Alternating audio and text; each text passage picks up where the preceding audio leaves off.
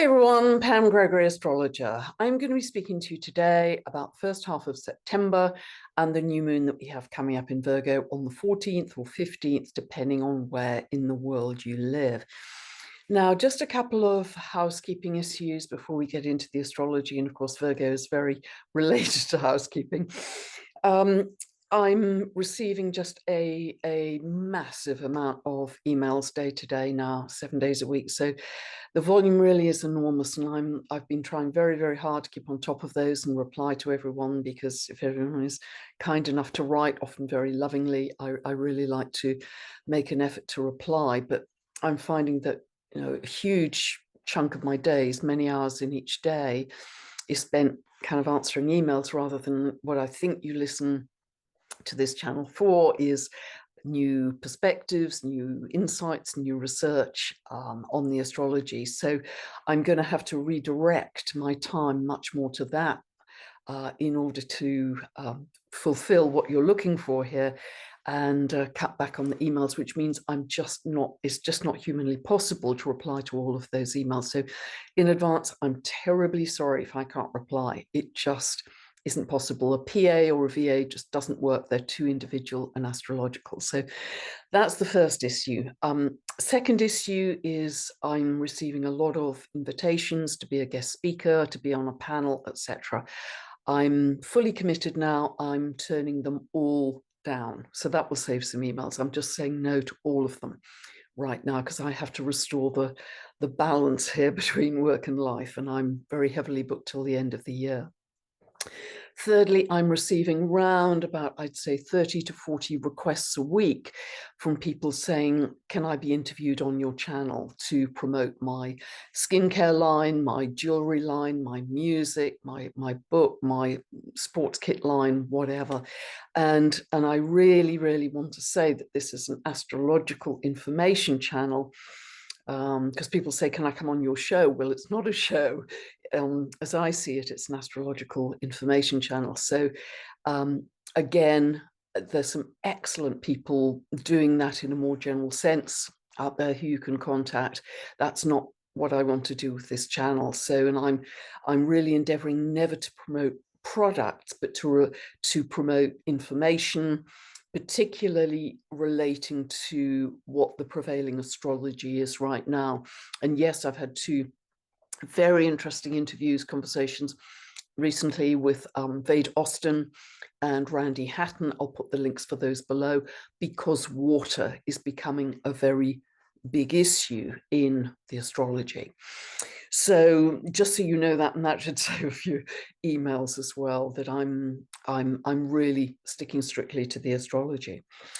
So as we enter September, we are still very much feeling not only Uranus moving stationary, retrograde on the 29th of August, but also that huge full supermoon in Pisces right at the end of the month, 30th, 31st of August. And we'll feel that for really the first week in September. And this was huge. You know, again, go back to the previous update, but there's often a feeling of a lot of emotion. It's like a tidal wave rising, a lot of sadness, sometimes grief, leaving elements of your life behind. That can be a lot of tears, also a lot of compassion that we feel for other people. It can bring in a sense of overwhelm. I've certainly felt that with the volume of work, for sure, but it's manifesting in various ways in people's lives. So don't be surprised if you felt that. And again, turn inwards, close your eyes, turn into your breath, drop into your heart, bare feet on the grass. Go to groundology.com or groundology.co.uk on the science of what that simple act, bare feet on the earth, on the grass, does to you physiologically, because it's very measurable. And bare feet on the earth is the best antioxidant that you can possibly get, and it decompresses your energy very quickly, can pulls it out of the head and really earths it. So do check out those websites. They are excellent for information, how it changes the viscosity of your blood, how it affects your heart, your various physical biomarkers very, very quickly when you do that. So, and that's free and available to all of us. We can just go to a local park and do that. So we're still very much feeling those energies. I'm recording this for personal reasons, recording it very early. I'm recording it on the 27th of the month, because I've got a lot happening in the next week. So there may be events happening in the world that I won't be taking account of in this video, but it's possible and even likely that we will have increased seismic activity around the time of that Pisces full supermoon, because of it's the closest one to the Earth this year. So it's very strong pull on the tectonic plates, the tides, etc., and particularly with Uranus being stationary retrograde too. So that's one of the early influences in the month. And then on the 4th, we've got a few feisty energies as well in those first few days with Mars and Eris and Pluto and the moon, people feeling more rebellious, people feeling a demand for truth, greater freedom. So that's going to be a kind of ongoing theme as we roll through the coming months. But on the 4th, the first thing of significance I want to talk about really is on the 4th, we have Venus moving stationary direct. Now, Venus has been moving retrograde in Leo for about the last 6 weeks. And while she's been doing that, we have probably been reevaluating either our relationships or our finances and or our values. In fact, the reevaluation of our values is ongoing in a bigger context till 2026 because of Uranus being in Taurus, ruled by Venus. You know, radical change in our values, and certainly since Uranus has been in Taurus over the last few years, we've certainly, I think, been doing that collectively. Our values have changed, I think, quite fundamentally already, but retrograde Venus has reinforced that theme. So with Venus starting to move stationary retrograde on the 3rd of the month, we may be able to move forwards with greater clarity on those issues of finance, relationship, and values from that point. So that's quite an important pivot point. And then the very next day, we have Jupiter moving stationary retrograde. Always when we have a planet, particularly an outer planet moving, changing direction, the symbolism is magnified. So whatever is prevailing at that time, round about the 4th, Jupiter can blow it up, make it bigger, exaggerate it. That's happening at 15 of Taurus. So see if you have any fixed planets between 13 and 16 of the fixed signs, particularly Taurus, but also Leo, Scorpio, Aquarius. See where Jupiter is moving through your chart, which house area, which sign area. It spends about a year in each sign and each house. It's a very easy thing to track. If you don't know what I'm talking about, you can download a free birth chart from my website, pamgregory.com. And if you go to the link below, you can get a 2-part video series that will explain. This is not a personalized birth chart reading. Please understand, these are 2 teaching videos to teach you how to find these points in your chart with every update I do. And it's the beginning of your astrological journey. But it's very helpful to track where Jupiter is moving because it can bring some expansion or success or recognition or abundance. And because Jupiter is the planet of expansion, most of the time it works in a very, very beneficial way. Occasionally, it can just exaggerate a tricky situation that you're going through in that area of life, but generally it will be positive for you. So, and what is helped on that day is the fact that Jupiter is trine to Mercury. So this is lovely for big thinking, big futuristic vision of what we want to create. And because both Mercury and Jupiter are in Earth signs, Jupiter in Taurus, Mercury in Virgo, this is going to be, what can we do to make it practical? Yes, we're having this these big ideas, these big future visions. How can we ground it? How can we make it practical? How can we put it into some kind of practical system, particularly if it's around food production, agriculture, or some financial development? We're well aware with Uranus moving through Taurus all the way through till 2026, there's going to be increasing digitization of things like currencies. The direction of travel is decentralized. There will be, of course, big efforts to make it more centralized. The direction of travel astrologically, particularly with Pluto moving into Aquarius, is decentralized.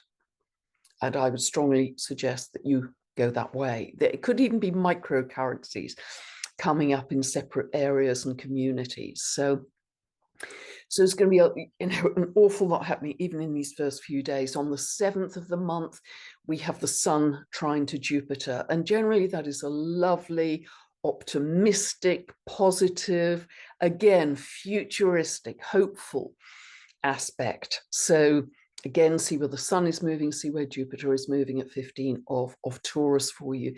And just to say also that from now on for the next few months generally, Jupiter, Saturn, Uranus, Neptune, Pluto are all going to be moving retrograde. So, and September, virtually all of them are barely moving 1 degree in the month. So they are drilling down on the particular degrees where they are right now. And you'll see where they are when I show the chart for the new moon in Virgo in a moment. But take note and look in your own chart to see what each of these outer planets is aspecting for you. Because this is a deep dive, a deep period of introspection. Jupiter retrograde is very much about integrating wisdom. Okay, we've accessed a lot of information and a certain amount of wisdom while it was moving direct earlier in the year, but now how can we integrate it? And wisdom is often where we've taken in experiences, and if they've been emotional, they've had an emotional charge. But wisdom is where we can get perspective on them, where we can still see the emotional event, but we can put it in perspective and release the emotional charge on it to integrate it into wisdom. I hope that makes sense for you. So it's a deep dive into, okay, this is what happened in the first part of the year. We are thinking deeply about the implications of all of those things. And as these planets start to move forwards later this year and into early next year, what would we do differently? Would we take the same decisions? How would our behavior change? How would our reactions change? I think that's really important. This is an incredibly important period of time in this crucible of change, that we are conscious of what we did before, of the actions we took, and be very conscious and wise of, are we going to do the same thing again? How well did it work? Truthfully, how well did it work? Okay, so let us start to look at this new moon in Virgo. Just to say, on the 8th, we've got some pretty feisty, rebellious energy. We've got Mars sesquiquadrate Uranus and the moon square to Mars. So this can be kind of anger, rebellion, truth coming to light, people kicking off, want more freedom, want more clarity. So be aware, around about the 8th, that's a tricksy kind of day. But let us now look at the chart for the new moon in Virgo.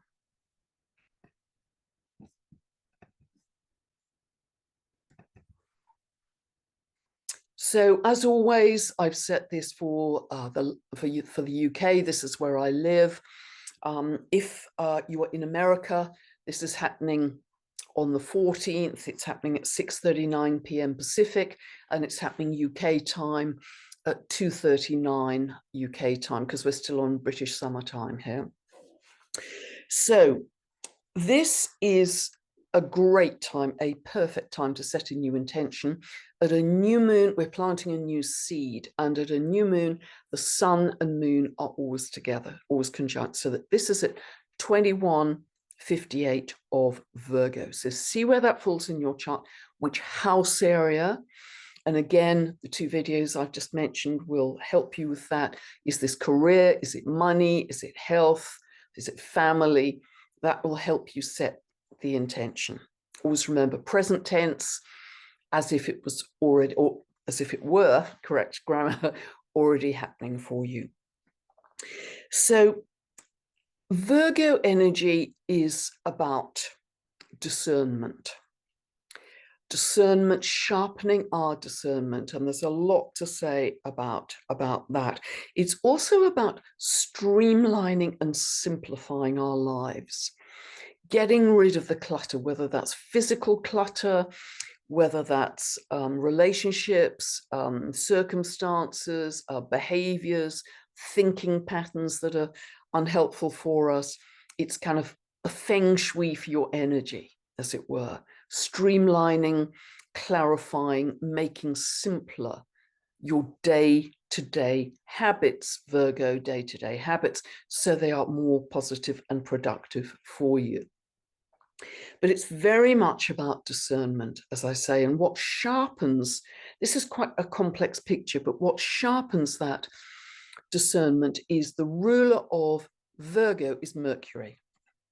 And Mercury is very, very strong here because not only is it in Virgo, in its sign of rulership, but it is also stationary. This S here means stationary because it's about to move direct here after 3 weeks of retrograde motion. So that makes Mercury super strong. And what Virgo likes to do is to pin down the exact facts, get them right, get the I's dotted, the T's crossed, get them precise, right.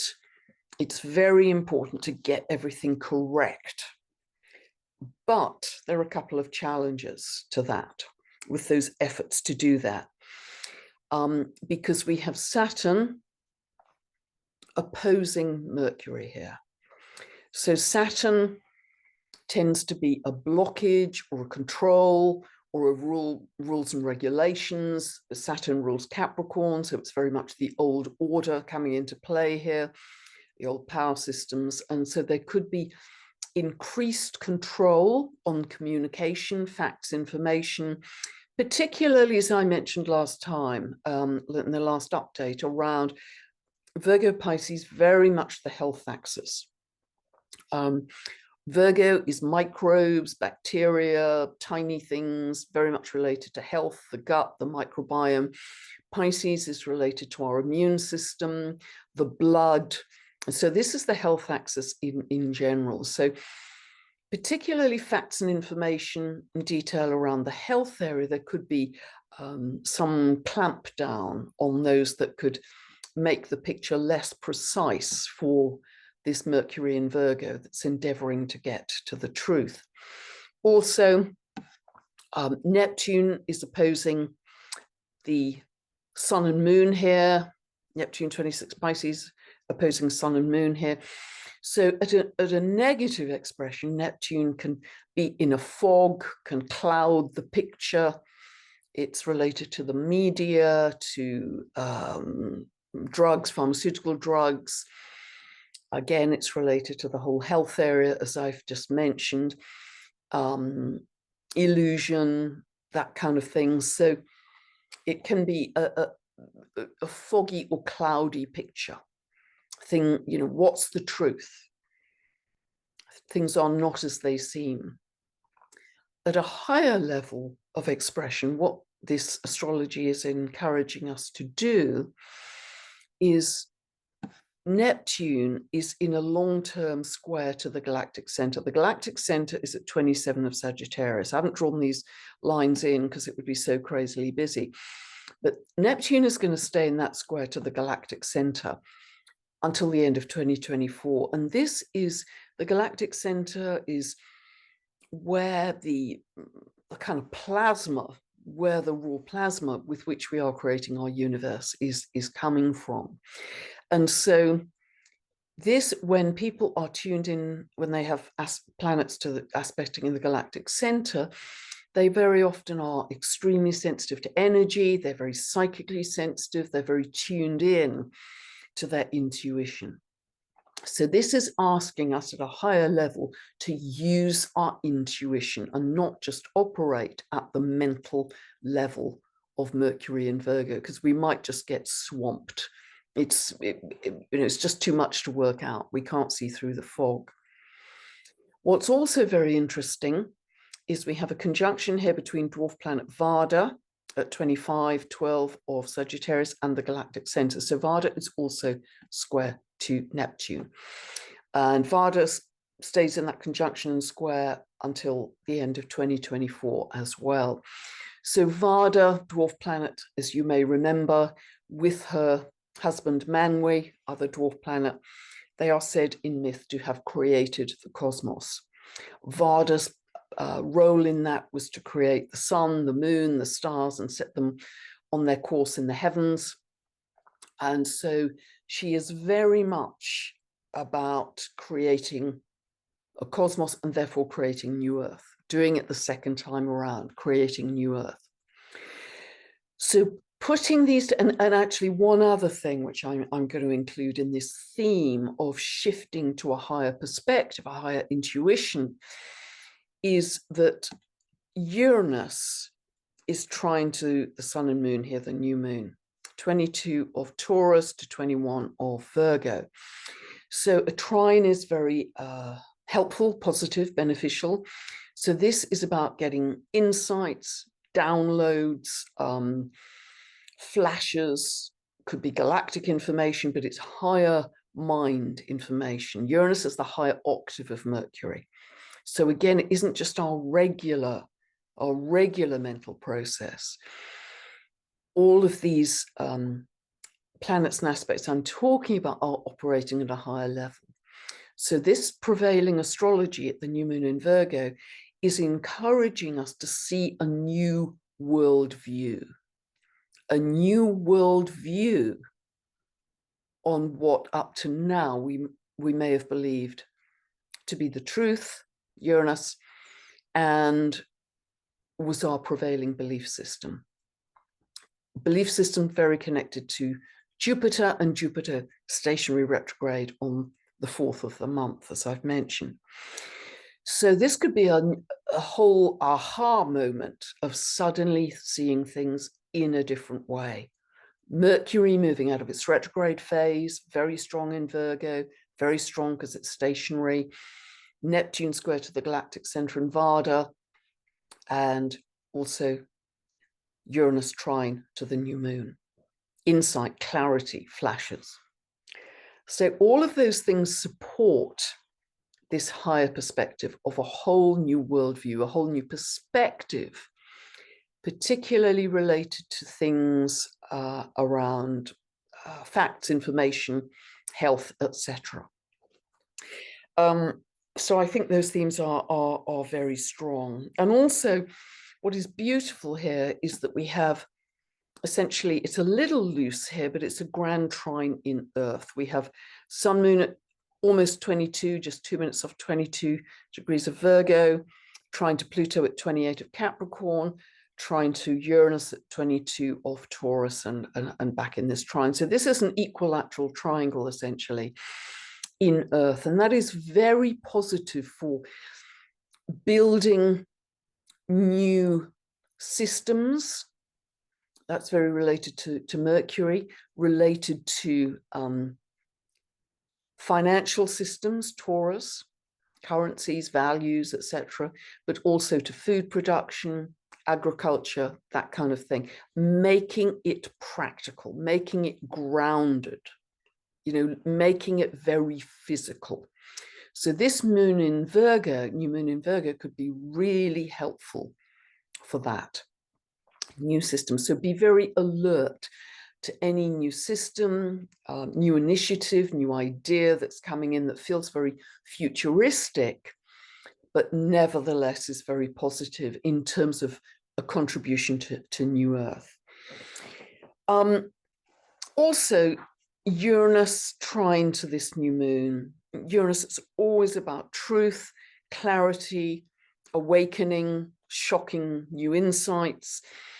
And it's very related to the future. It's very related to galactic energy. And it's about stepping into the future you. If you could drop into your breath, drop into your meditation, your candle gazing, and imagine who the future you truly is. Can you step into that future you right now? Not next month, not next year, not down the road, right now, and start to live it. Right now, just step into that new energetic hologram and live it as if it were already here, because actually it is. If you can imagine it, then it is. You've already created it in your mind. And what are we waiting for? How long are we going to wait to do that? So really live your highest and best from this moment of the new moon in Virgo. Things are moving so fast in our outer world. Uranus is about making decisions in the moment, not being tardy, not being 3D, not having to be logical, linear, just doing it. Uranus always brings with it a very strong sense of individuality, truth, individuality, awakening. Therefore, it always has a very strong sense of sovereignty as well.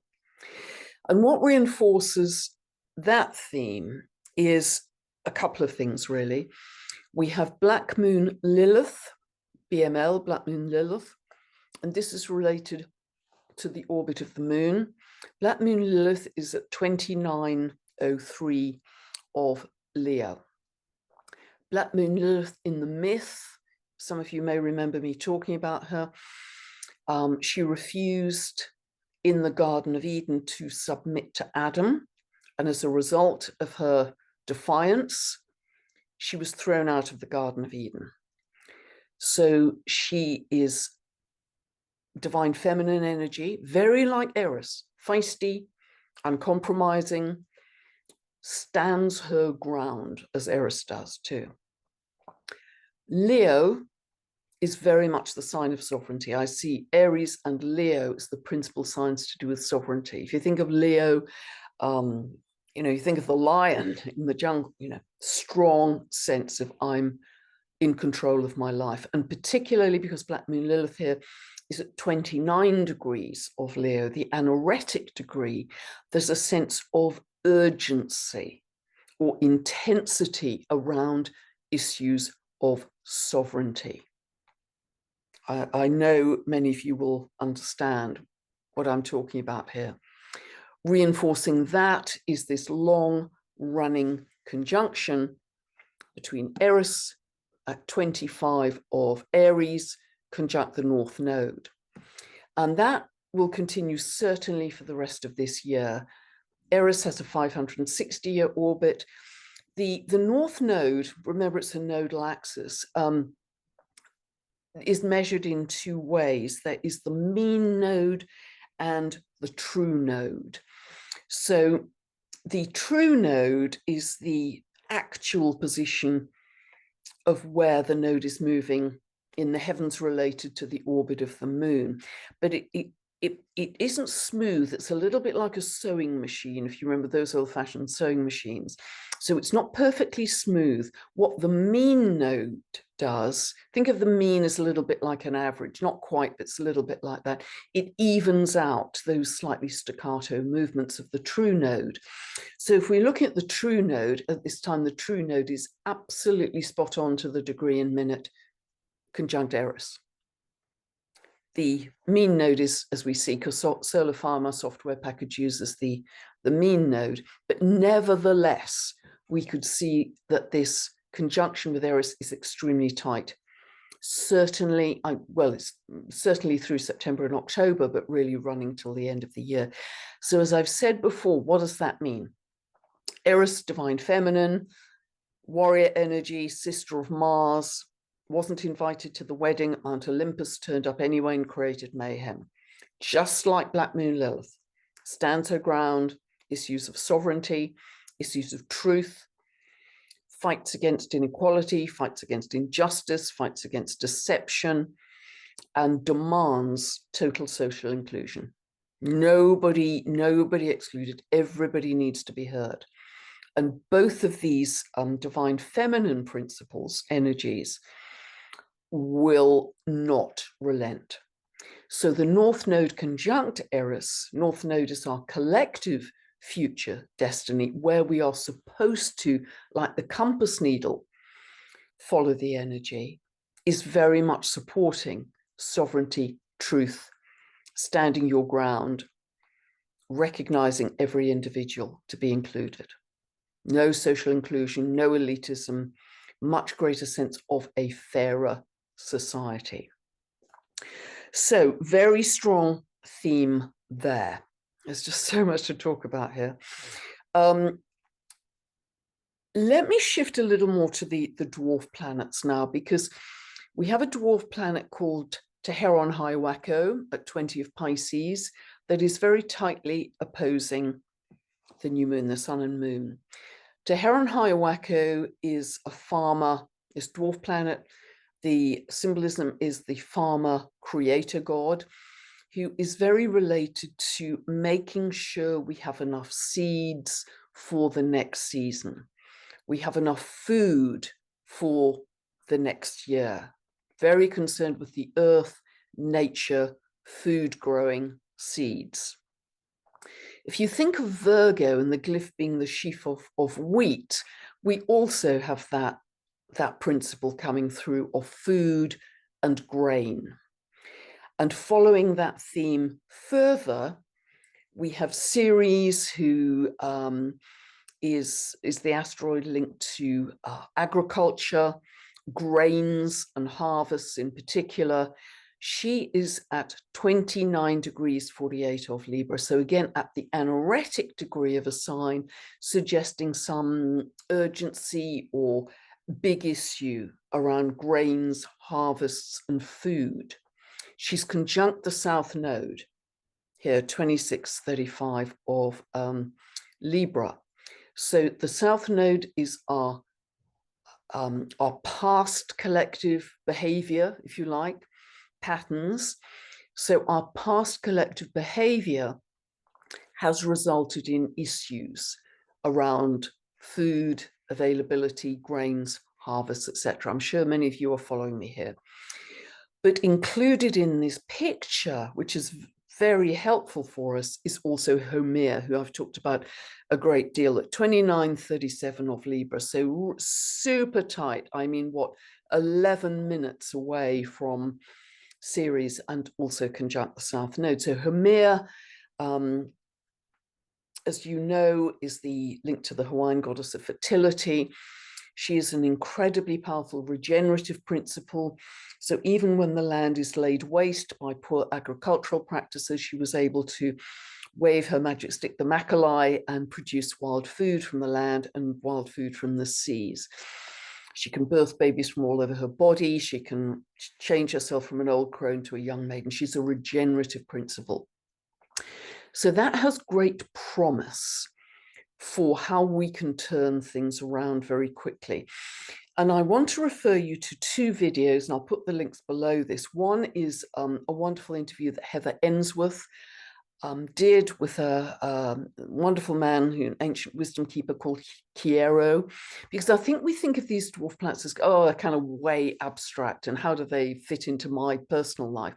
Well, if you listen to that interview with this wonderful man, he is part of the lineage that is living out Homer symbolism today. And it's a beautiful, insightful interview, and Heather guides it extremely skillfully, as she always does. And if you listen to that, you'll get a very good idea of how we can start to use Homer as in her symbolism in our own lives and take us back to this sense of oneness and connection with all of nature, the earth, and all sentient beings. It's really beautiful. And the other link I will put below is the interview I did with Randy Hatton recently. In fact, I'll put the interview also with Veda Austin, because that was a fascinating conversation as well, also about water. But the interview with Randy Hatton was particularly focused on his work and how fast he is turning the situation around with water, polluted water. And that's really well worth a watch. So things are happening via the dwarf planet symbolisms, which represent a higher octave of consciousness for us to turn things around much more quickly than we might imagine, because at 3D, we think it's going to take decades and decades and decades to clear up the mess that we as humanity have made. I don't believe that's the case. I think the dwarf planets hold great promise for us in operating at a quantum level. And I know there's some people, I think it's out in Estonia, actually, I'm trying to understand more about it, but they are using quantum computers to do some incredible things to turn around devastated soil, devastated land, to improve the crop yield dramatically. So, you know, there are pockets of people, individuals, groups of people, pockets of light that are turning the world around with, it's so exciting. These are little pockets of light, or using technologies of light that can change our world very quickly because they're operating on quantum principles. I know I'm covering a lot of ground in this video. Also, Maki, who I talked about in the last video, 853 of Libra, she's conjunct Mars. So Mars is energizing this symbolism of Maki.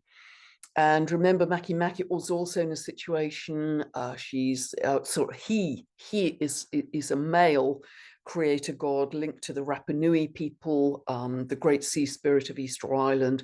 And the myth is historically accurate about Easter Island being laid waste with disease and all the trees being chopped down. And, you know, at one point, the total number of residents on Easter Island was 111, I think, in the late 1800s.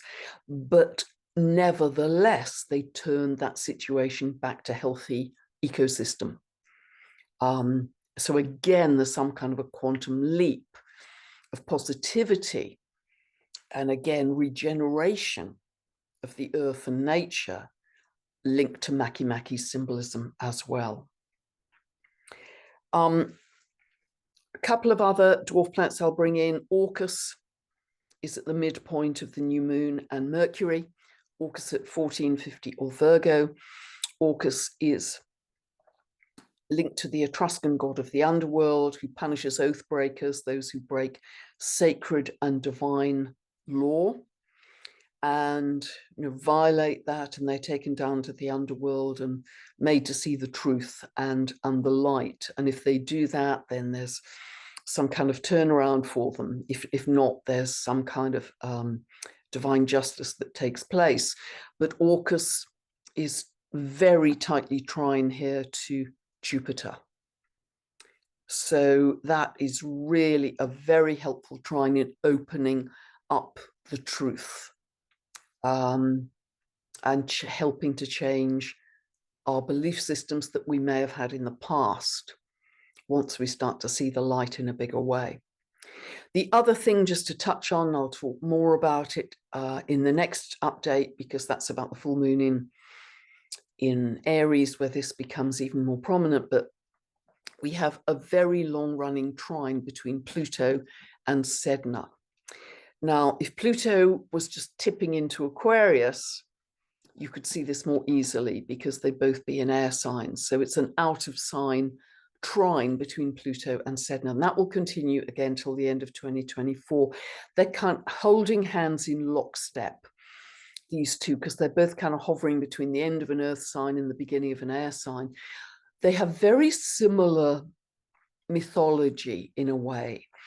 They are both about trauma, grief, sadness, deep loss, surrender, but profound transformation into a different form, profound transformation into a different form, into a different state of being, into new life structures, even with Sedna, You know, how her fingers were chopped off by her by her father, and she couldn't hang on to the canoe in the storm, and she floated down to the depths of the seas, and she and her fingers transformed into beautiful sea creatures, new forms of life.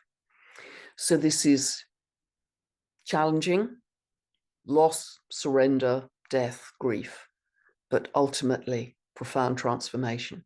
And I think this speaks volumes for where we are at as humanity, because this is a long-running trine. It's very, very powerful in our consciousness.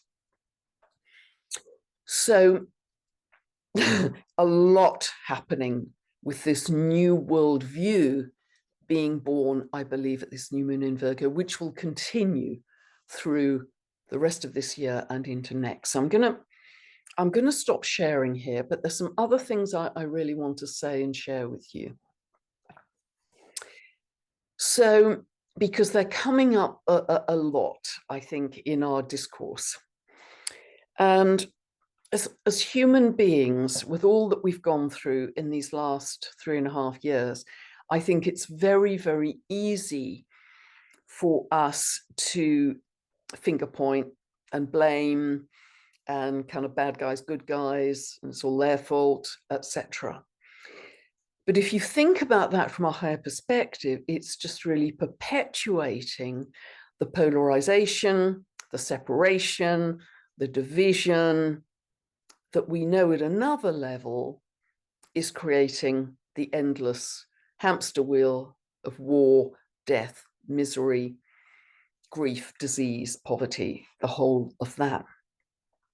So when we do that, when we kind of finger point or blame, we're dropping our frequency for a start. We're dropping our frequency, and we're dropping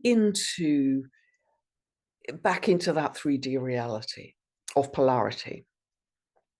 And so my profound belief, and I know it's probably not a popular view, but my profound belief is that it is our collective consciousness that has produced that collective reality. So it isn't so much pointing a finger and saying, look at what you have done. It's actually taking a collective responsibility and saying, look at what we have done collectively.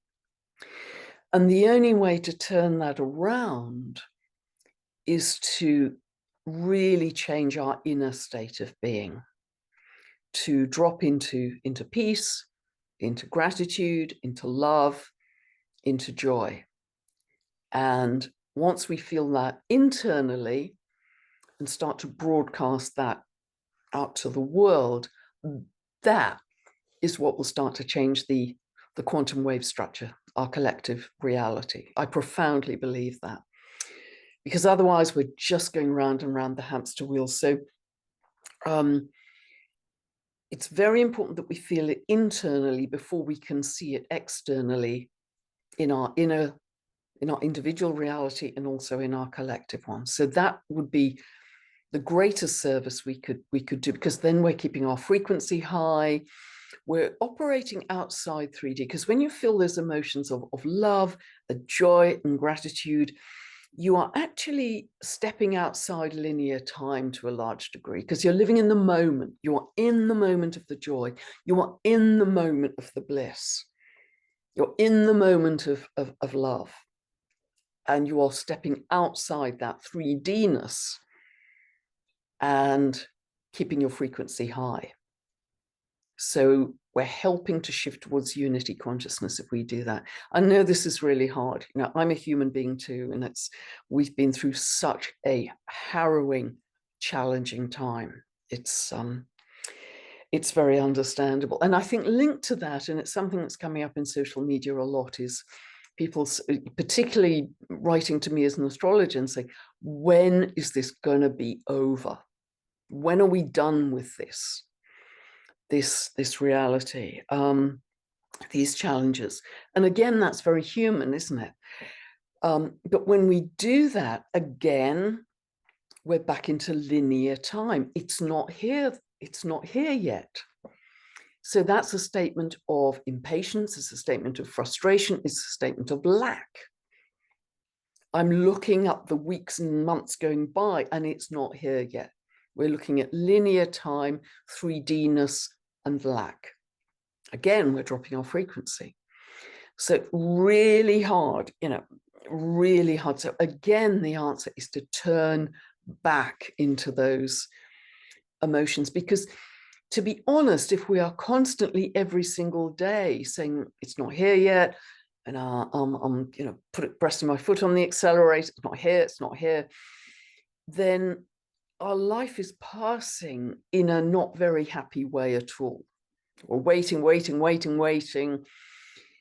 But we have to, I think, experience joy, love, gratitude, and bliss as far as we are able through our days, even for some parts of our day. I mean, I can feel it very much in nature. When I'm out in nature, and I just take moments to look at the light coming through the leaves, and I think, wow, this is just extraordinary. They look a different color. There's kind of diamond in the light. It's just kind of translucent. It's very different quality of light, photonic light. And I just really milk that and say, wow, let me just drop into that bliss, that gratitude, that love of nature and the trees. And even if I'm doing that for some parts of my day, I'm helping to keep the frequency in a better state, and my own individual frequency in a better state. So try and, because otherwise our life just passes in misery and frustration. We've got to find joy, gratitude, bliss, love, something positive through our days. Otherwise, it's very hard to get through our lives. The other very important thing, and I really want to say this loudly too, is I would like you to be very alert to another big scary thing, because we've had lots of really big scary things coming our way in the last 3.5 years. They come in different forms, they come in different packages, and so therefore they may be harder to spot because it's new, it's in a different package. But if you've ever been in an abusive relationship, as I was for many, many years, you eventually suss the pattern and you move out of the fear, the threat coming at you, and you say to yourself, oh, here we go. It's another one of those. Here we go. It's another really big, scary thing. And the instant you do that, you step into your power. You step out of victim consciousness, you step into your power, and the whole dynamic shifts. It's no longer scary. It's no longer scary. It's just it's an empty paper bag. It's another one of those. So I turned my life around at the moment I said, it's another one of those. And after a couple of decades, got into a very different situation in my life. So I'd strongly, strongly recommend that to you, because it will change your life if you can see it as, here we go, it's another really big scary thing. The other thing, there's so much I want to say here. The other thing I would say is be conscious of the part we are playing in this crucible of change. Be conscious, because I think so often we just get in the hamster wheel of our days and getting through our work and microwave meal and Netflix, or however we spend our days, and same old rinse and repeat, Groundhog Day the next day. But be conscious of the massive times of transformation that we are in, because many of you I know think, well, I'll take better note of the small print next time, but our souls chose for us as individuals to be here in these massive times of transformation. So we are the pioneers for New Earth. We're setting the foundations for New Earth. And there are going to, I'm getting really goosebumpy and emotional now. There are going to be millions and billions of people coming after us that will, oh gosh, thank us for the role we played. And this will be our legacy. So stand tall, be strong, and you are creating something extraordinary in the foundation of New Earth for the future. Look back with pride is the context you have to have here. Look back with pride on the role you played, the strong stance you took as a warrior for love and a warrior for light. That's why we're all here. And we are all here as a family of frequency, working together. Even if you don't speak the same language as someone in Ethiopia or Russia, if you are on the same frequency, we are working together to build this grid of light that's growing stronger by the day. However it appears on the nightly news, that grid of light is getting stronger by the day. There has never been more light on the earth than there is right now. And I will actually put a link below for a sort of scientific paper that talks about that. So it isn't just waffle and woo-woo. Covered a lot of ground there. I hope it's been helpful for you. You may need to listen to that again, but I hope it's helped. If you'd like to check out my website for other things that I do, pamgregory.com. God bless, stand strong, and we are rocking it, however it appears on the outside. Bye for now.